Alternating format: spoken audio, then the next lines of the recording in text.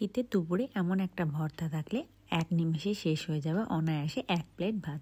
High, আমি প্রাপ্তি। আমার নতুন একটি মিনি ব্লগে আপনাদের সকলকে স্বাগত। এখন যেহেতু সময়টা শীতকাল, তাই বাজারে কিন্তু প্রচুর পরিমাণে পাওয়া যাবে এই পেঁয়াজকলি।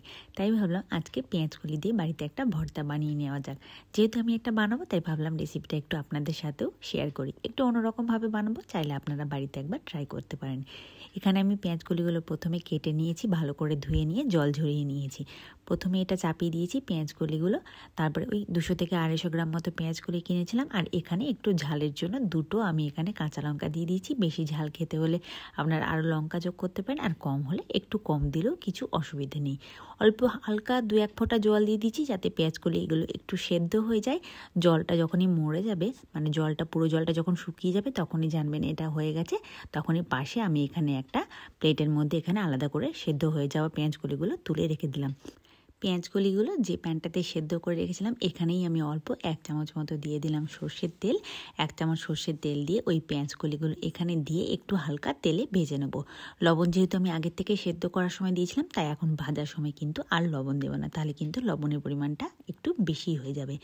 এইখানে বেশ খানিকক্ষণ মিনিট 5 থেকে 10-এর মতো একটু হালকা আঁচে বা মাঝারি আঁচে এটা কিন্তু ভেজে নিতে হবে। ভাজা হয়ে গেলে এটা কিন্তু আলাদা করে প্লেটে তুলে রেখে দেবো। ওই একই কড়াইয়ে আরও একটুখানি তেল নিয়ে নিয়েছি, ওই 1 চামচ মতো এখানে সর্ষের তেল নিয়ে নিয়েছি। সর্ষের তেলে দিয়ে দিয়েছি 15 থেকে 20টা মতো এখানে চিংড়ি মাছ দিয়ে দিয়েছি। চিংড়ি মাছগুলো ভালো করে খোসা ছাড়িয়ে নিয়েছি, খোসা ছাড়িয়ে এখানে দিয়ে দিলাম। এখন চিংড়ি মাছগুলো একটু হাই ফ্লেমেই ভেজে নেবো। চিংড়ি মাছগুলো যতক্ষণ না ভাজা হচ্ছে ততক্ষণ অবধি কিন্তু ভাজতে হবে। চিংড়ি মাছগুলো ভাজা হয়ে গেলে দেখুন, আমি যেখানটাতে পেঁয়াজকলিগুলো তুলে রেখেছিলাম সেখানেই কিন্তু এই ভাজা চিংড়ি মাছগুলো তুলে রেখে দিলাম। এখন প্রয়োজন আপনাদের একটুখানি পেঁয়াজটা ভেজে নেওয়া, যাতে ভর্তার টেস্টটা খুব সুন্দর আসে। ভর্তার টেস্ট ভালো আসতে গেলে কিন্তু শুকনো লঙ্কা অবশ্যই দিতে হবে। আর এখানে ফ্লেভারটা একটু অন্যরকম আনার জন্য আমি যোগ করেছি অল্প একটু, 1/2 চামচের থেকেও কম পরিমাণে কিন্তু কালো জিরে। আর এখানে একটা গোটা শুকনো লঙ্কা দিয়েছি, একটু ভালো করে তেলে ভেজে নিয়েছি। যেহেতু আমি কাঁচা লঙ্কা দিয়েছি, তাই শুকনো লঙ্কাটা কিন্তু এখানে দিয়েছি, আমি অ্যাড করেছি ফ্লেভারের জন্য। এখন পেঁয়াজটা দিয়েও আমি ভাজা করে নিয়েছি। আর এখানে দিয়েছি 1 চামচ মতো ভাজা রসুন, বা রসুনটা কম আছে একটু ভেজে নেবেন, যাতে রসুনটা সেদ্ধ হয়ে যায়। লঙ্কাটা চটকে মেখে নিলাম ঝালের জন্য। ঝাল যে পরিমাণে আপনারা খেতে পছন্দ করেন সেই অনুযায়ী কিন্তু ঝালের মাত্রাটা বাড়াবেন বা কমাবেন। আমি এখানে একটু ঝালটা বেশি খেতে ভালোবাসি বলে আমি যে কাঁচা লঙ্কাগুলো দিয়েছিলাম পেঁয়াজকলির সঙ্গে, সেগুলো কিন্তু এই পেঁয়াজের সঙ্গে ভালো করে মাখিয়ে নিলাম। এখন এরপরে সমস্ত যে ভাজা আইটেমগুলো রেখেছিলাম সেগুলো এর মধ্যে দিয়ে দেবো। পেঁয়াজকলিটাও দিয়ে দিলাম, আর এইখানে দিয়ে দিলাম চিংড়ি মাছগুলো।